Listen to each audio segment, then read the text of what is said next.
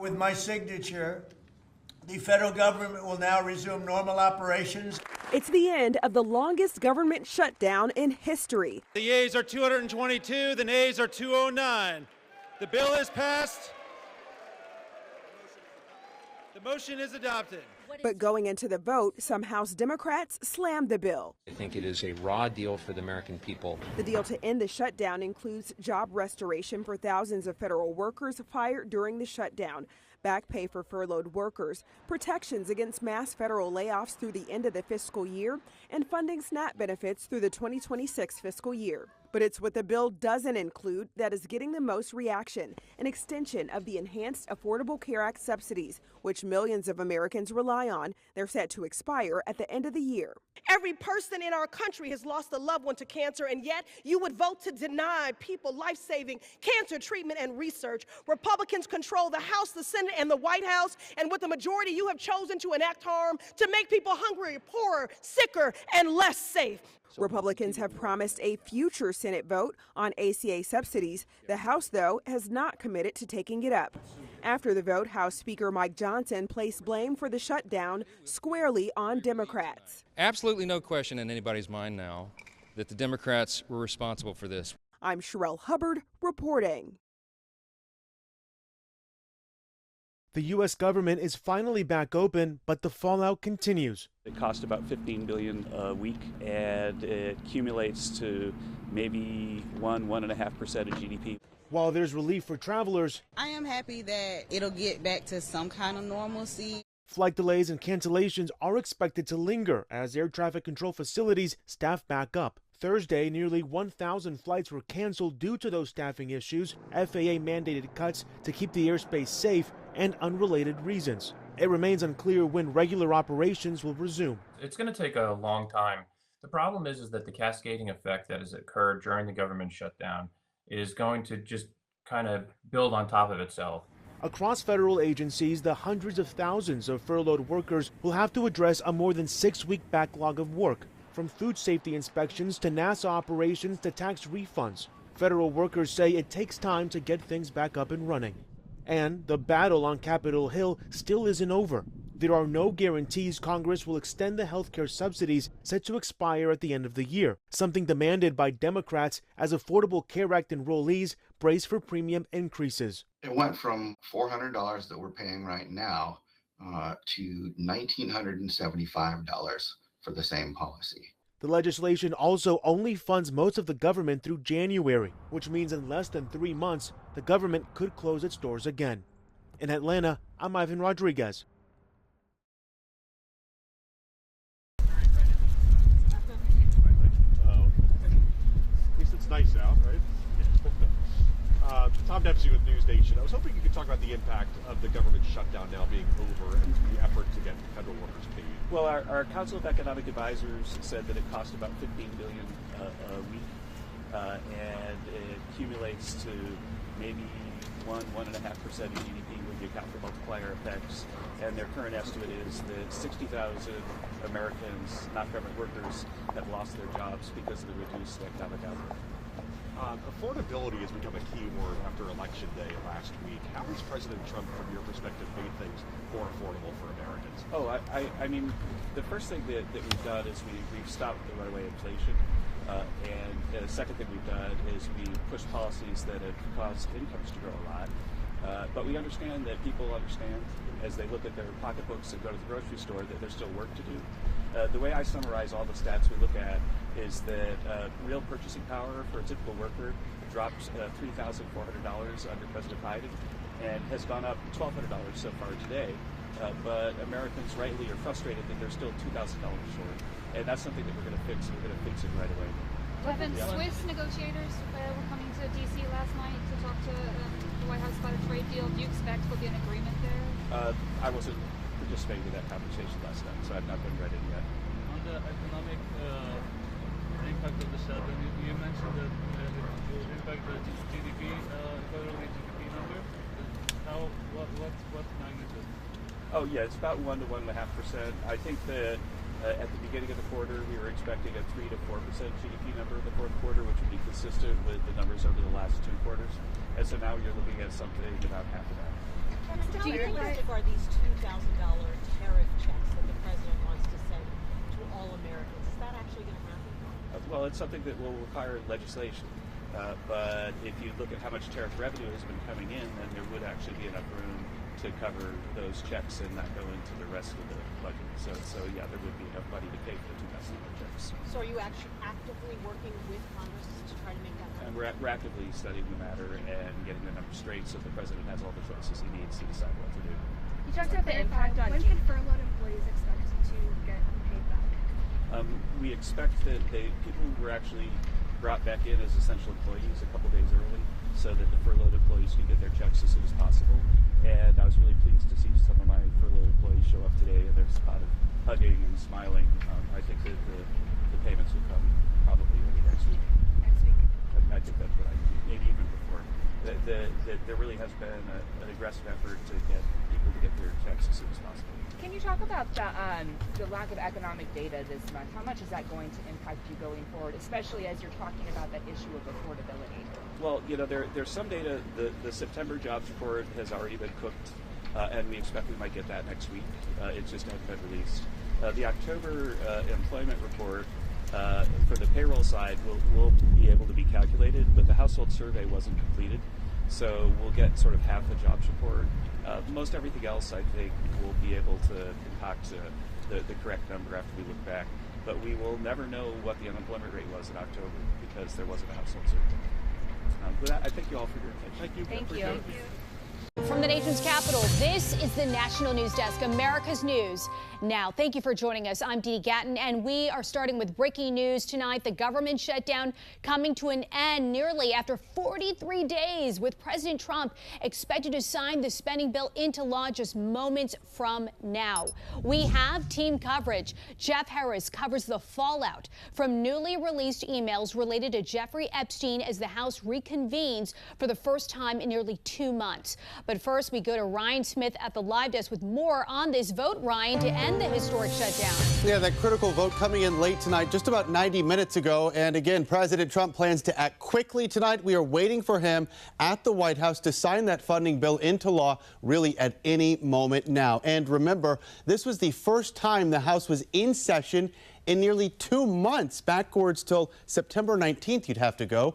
Similar to what we saw play out on the Senate side, there was a Democratic division tonight. 6 House Democrats, you see the lineup right there, voted the measure through alongside with their Republican counterparts. Now, in the end, a historic 43-day shutdown here, and Democrats did not get an extension for enhanced tax credits that lower the cost of health care through the Affordable Care Act. Meantime, Democrats say the fight is not over. Either Republicans finally decide to extend the Affordable Care Act tax credits this year, or the American people will throw Republicans out of their jobs next year. Democrats in Congress, including the minority whip, shamefully admitted they were using the misery they inflicted on the American people as leverage to achieve their leftist wish lists of demands. This legislation now funds the government through at least January 30th and provides funding for some government agencies through the end of the fiscal year. As for air travel out there, the impacts there, FAA officials saying tonight more air traffic controllers indeed are coming back to work.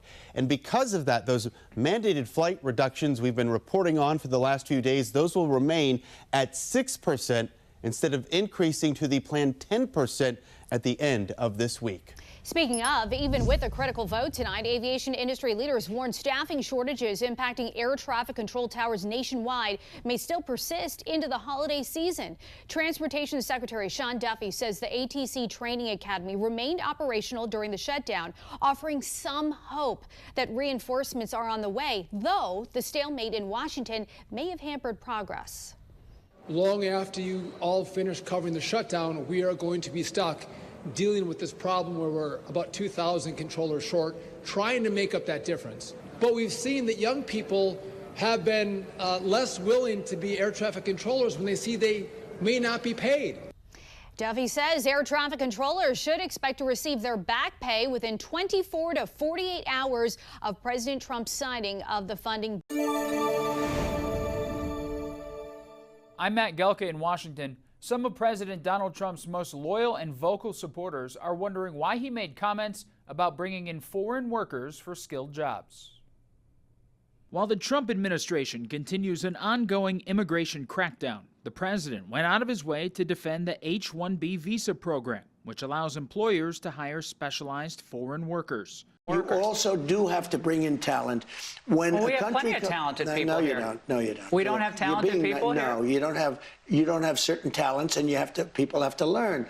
You can't take people off an unemployment line and say, I'm going to put you into a factory where we're going to make missiles. Those comments are a sharp contrast to an executive order the president signed in September, making it harder to get the H-1B visas by upping the application cost to $100,000. The previous fee was between $2,000 and $5,000. But the comments were also taken as a major slight against American workers from some of the president's most loyal defenders. All the visa programs, I think we got enough folks. I just think we got enough folks for right now. Until everybody gets a good, high-paying, high-value-added job. Numerous pro-MAGA voices on social media were outraged, with some calling it insanity and others saying we're going to lose the midterms so badly. Other members of the Trump administration defended the comments Wednesday. An American can't have that job because it's specific skills. Because we haven't built ships in the U.S. for years. We haven't built semiconductors. So this idea of overseas partners coming in, teaching American workers, then returning home, that's a home run. The visa issue has been an ongoing MAGA civil war since late last year, when then-Trump ally Elon Musk and former presidential candidate and Trump supporter Vivek Ramaswamy were heavily criticized for backing H-1B visas to bring in tech workers. Reporting in Washington, I'm Matt Gelka. We are following the very latest on Capitol Hill and what it means for you. Good morning. You're watching the National News Desk, America's News Now. I'm Jan Jeffcoat. It is Thursday, November 13th, and right now it is back to business as usual for all federal government employees after the longest shutdown in history. We want to get right to Mark Boyle at the live desk following the breaking details for us. And Mark, the government back open, as we know, it could take some time for everything to run smoothly again, for everything to get back up and running like we want it to. Yeah, it could take a couple of days, weeks, but all signs, Jan, are pointing in the right direction this morning. So many families have been feeling the pain for more than 40 days, of course, with the government shutdown. Now it is reopened. Thousands of federal workers who are furloughed or worked without pay will go back to work. Many of us have been dealing with delays and cancellations at the airport. We're seeing things improve there already this morning. After weeks of back and forth, that spending bill made it to the president's desk late last night. With my signature, the federal government will now resume normal operations, and my administration and our partners in Congress will continue our work to lower the cost of living, restore public safety, grow our economy, and make America affordable again. Getting the legislation over the finish line wasn't too hard at this point. Not too many headaches. Lawmakers voted 222 to 209 for that package, pretty close to party lines. There were 6 Democrats that broke with their party and voted with Republicans. Now funding is going to start to flow for government programs, paying government employees like the ATC workers at the airport. So we should see really big improvements at our nation's airports. Already thousands of delays and cancellations. We've seen that. Last weekend was a disaster. FAA moved to freeze flight restrictions. They were set to go up to 8% this morning. They are holding steady at 6%, all thanks to the government reopening. The DOT also noting it's starting to see a lot of its workers come back, which is good news as well. Here's a look at the misery map this morning. Gives us a pretty good indicator of where things stand. Not too much red. The more red you see on this map, the more delays and cancellations. No major things to note. Another pain point during all of this, of course, the SNAP benefits. The USDA says money will be flowing by the end of the week. 42 million Americans rely on SNAP. The federal funding will last through January. And new this hour, we have just confirmed, the Smithsonian announcing most museums should open up by tomorrow, if not tomorrow, a rolling basis starting on Monday. Keep tabs of what's going on our website anytime, thenationaldesk.com, and right here at the live desk. After the longest government shutdown in history has finally come to an end, President Trump signed the bill last night after the House passed it with 6 Democrats crossing party lines in a vote of 222 to 209. And joining us now to discuss is Maryland Congressman Andy Harris. Congressman, good morning to you. Thanks for joining us. Good morning. You know, it's got to be so frustrating for you, especially because you're in a state where a lot of government workers were furloughed or they went without a paycheck. What changed? Why did we have to go through 6 weeks of all this nonsense? What got accomplished? Well, look, I think a handful of Democrats in both chambers finally realized that nothing was getting accomplished. This was the same deal that could have been made 40 days ago. The bottom line is that we put America through the air traffic control problems. We put them through the SNAP program, the food stamp problems. We had problems with our federal employees not getting paid. There was no need to do this. So fortunately, a small, rational group of Democrats joined the Republicans to get it out of the Senate. And then last night, we could have done it with only Republican votes, but actually were a handful of Democrats who agreed with us. It was time to end the government shutdown. Yeah, how soon can those government employees, along with military members, air traffic controllers, how soon can they expect to get their paychecks? What are the next steps? Well, we hear that some of them may be going out as early as tomorrow, more by Saturday, and then almost all of them by early next week. So it takes a little while. We could have avoided all this, but hopefully air traffic control will get back to normal. The food stamp monies will be released by tomorrow to the states, so those EBT cards should be able to be loaded. So the nightmare is going to be over, but not before Chuck Schumer and Hakeem Jeffries dragged us through it. They're going to continue, you think, dragging this on and on again with blocking some of the payments? Is that what you're saying? No. What they're going to do is that hopefully they won't do this again on January 30th. Okay. Hopefully before then, we are going to negotiate some more of the appropriations bills so that if God forbid that they do close down the government on January 3rd, it'll be a much smaller segment of the government because we will have negotiated more and more appropriations bills by then. Yeah, and we know Obamacare for Democrats was their key message, but Obamacare is only representative of about 7% of Americans. We all need relief from these health care premiums. You say we need free market solutions that bring down the cost of health care for every American. What does that look like?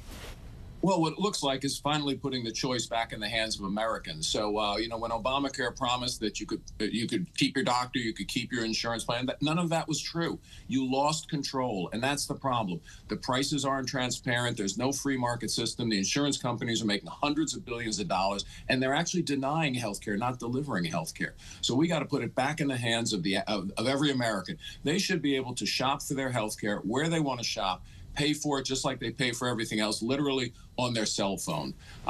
This is what we have to do. What do you think about the hundreds of billions of dollars that some of these health insurance companies are making on the backs of Americans and their health care problems? Yeah, look, it's lose-lose for Americans. The taxpayer has to pay these hundreds of billions of dollars, and if they were delivering the care, that's all right, but we look at the satisfaction scores of these plans. People are not satisfied. They have high deductibles, high copays, can't choose their doctor. They can't keep a plan if they like it.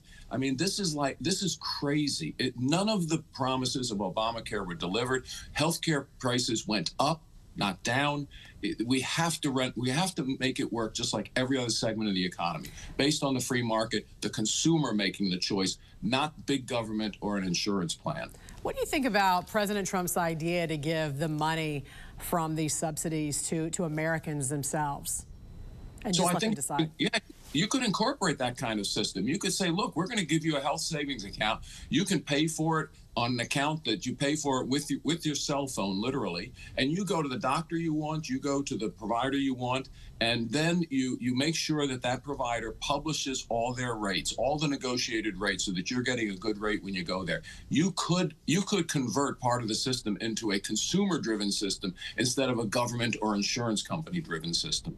And very quickly, I want to ask you one more time, because we know that only 9 of the 12 appropriations bills still have to be negotiated in the House and the Senate, what are Republicans going to do to make sure you're not in this same situation again on January 30th? Specifically, what can you do? Well, we're going to do the same thing we did before this last shutdown. We're going to begin negotiating appropriations bills. We had the negotiations on the first 3 bills almost completed, and then they shut the government down. Government's reopened. We're going to put a couple of packages together. We're going to negotiate them. Now, if the Democrats negotiate in good faith, I think we're going to pass 5 or 6 more bills by January 30th, leaving only a very small part of the government unfunded at that point. Then we make the decision, are we able to fund the government for the rest of the year with another continuing resolution or another stopgap measure to get the last 2 or 3 bills done? But there is now a runway, and that's what was the importance of yesterday's vote. It created a runway to actually Congress to do its job on appropriations bills. All right, Maryland Congressman Andy Harris, we appreciate your time. Thanks for joining us. Thank you.